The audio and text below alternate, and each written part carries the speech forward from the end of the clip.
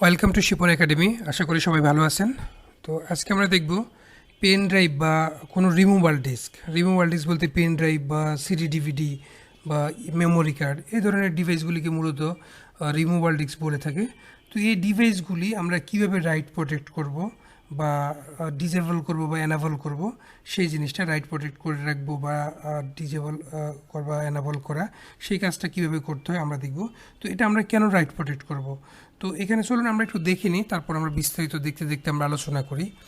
তো এখানে হচ্ছে আমরা রাইট প্রোটেক্ট করার জন্য মূলত আমাদের যেতে হবে রানে যেতে হবে। আমরা এখানে সার্চ অপশানে গিয়ে RUN লেখেন, রান, সরি এটা বাংলা মোড আছে, RUN রানে যান। রানে যাওয়ার পরে যে রান কমান্ডটা আসলো, এখানে রান কমান্ডটা আপনি এখান থেকে নিতে পারেন, অথবা উইন্ডোজ কি চেপে ধরে বা উইন্ডোজ কি চেপে ধরে আর প্রেস করুন, তাহলে এখানে রানটা আসবে। রান আসার পরে এখানে দেখুন আপনি লিখতে হবে এখানে gpedit.msc, কি লিখবেন gpedit.msc। লেখার পর আপনি ওকেতে ক্লিক করুন। ওকেতে ক্লিক করার পরে এখানে যে অপশানটা আসবে সেটা হচ্ছে আমরা এখান থেকে আমরা যাব এখানে কম্পিউটার কনফিগারেশনে যাওয়ার পর এখানে অ্যাডমিনিস্ট্রেটিভ টেমপ্লেটসে যাব আমরা। কম্পিউটার কনফিগারেশন, তারপর হচ্ছে কি অ্যাডমিনিস্ট্রেটিভ টেমপ্লেটস, এখানে ডাবল ক্লিক করুন, বা ক্লিক করলে এখানে এটা এক্সপ্যান্ড হবে বা এখানে চলে আসলো। তারপর আমরা আজকে যেটা করতে চাচ্ছি যে অটো প্লে মানে রাইট প্রোটেক্ট করার জন্য, তাহলে আমরা সিস্টেমে যাওয়ার পর হচ্ছে আপনি এখান থেকে আপনি removal storage device access denied, এটাতে যেতে হবে। আপনি এখানে ক্লিক করে কিবোর্ড থেকে আর প্রেস করুন, এখানে আর দিয়ে যেগুলো আসলো সেই জিনিসগুলি চলে আসলো। এই যে রিমুভাল স্টোরেজ অ্যাক্সেস অপশানটা আসলো এখানে, এটাতে আমরা যাওয়ার পর এখানে দেখুন রিমুভাল স্টোরেজ অ্যাক্সেস যে অপশানটা আছে সেখানে আমরা চলে আসলাম। আসার পরে এখানে দেখেন এখানে অনেকগুলি অপশান আসে। এখানে আপনি এখানে যেতে পারেন রিমুভাল, এখানে আপনি শুধু একটা যেমন সিডি আপনার রাইট অ্যাক্সেস ডিনাইড করে দিতে পারেন, ঠিক আছে, বা রিড ডিনাই করতে পারেন, এরকম অনেক অপশান আছে। সিডি আছে, সিডি ডিভিডি, তারপর হচ্ছে ফ্লপি ডিস্ক আছে। বা তো আমরা এখানে যেটা করব যে removal disk deny write access, ঠিক আছে, এটাতে আমরা যাব।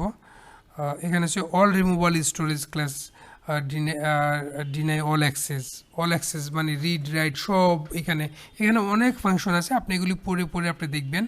এখানে হচ্ছে অল মানে রিড রাইট, পেন ড্রাইভ মানে ইনসার্ট করবেন আপনার ইউএসবি পোর্টে বা যে কোনো রিমুভাল ডিভাইস, সেটা রিডও করতে পারবেন না, রাইটও করতে পারবেন না, পাবে ওইটা থেকে আপনি কোনো কিছু করতে পারবেন না, টোটালি অফ করে দিতে পারেন।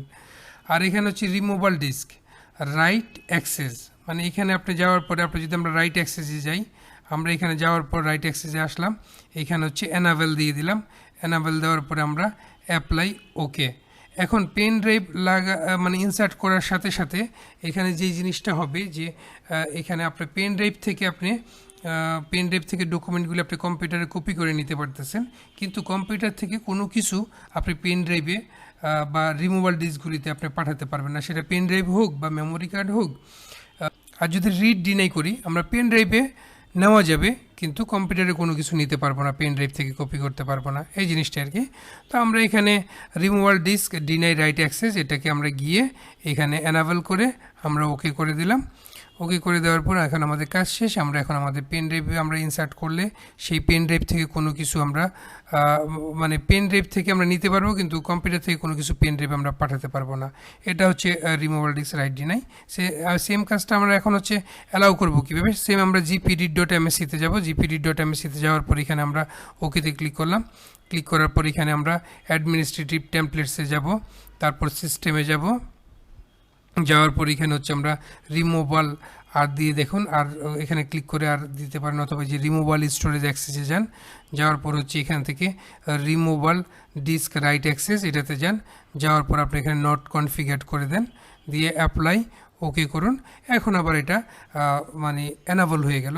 এখন আমরা এখানে পেন ড্রাইভ থেকে নিতেও পারবো, পেন ড্রাইভ আবার দিতেও পারবো ডাটাগুলি কম্পিউটার থেকে। এটা হচ্ছে কিভাবে এনাবল করতে হয় বা কিভাবে ডিজেবল করতে হয় রাইট প্রোটেক্ট, সেটা আমরা দেখে নিলাম। তো এভাবে আপনারা ট্রাই করুন। এতে করতে গিয়ে যদি আপনাদের এই প্র্যাকটিসটা করতে গিয়ে যদি কোথাও কোনো প্রবলেম হয় সেক্ষেত্রে আমাকে মেসেজ করুন বা কমেন্টস করে জানান। আর ফেসবুক পেজ শিপন একাডেমিতে গিয়ে আপনারা মেসেজ করতে পারেন বা নিচে কমেন্টস করে ভিডিও নিচে কমেন্টস করে জানাতে পারেন। যারা আমার চ্যানেলটি এখনও সাবস্ক্রাইব করেননি অনুগ্রহ করে সাবস্ক্রাইব করে নিন আর নোটিফিকেশান আইকনে ক্লিক করে রাখুন। আর যদি ভিডিওটি ভালো লাগে অবশ্যই শেয়ার করবেন আর লাইক কমেন্টস করবেন।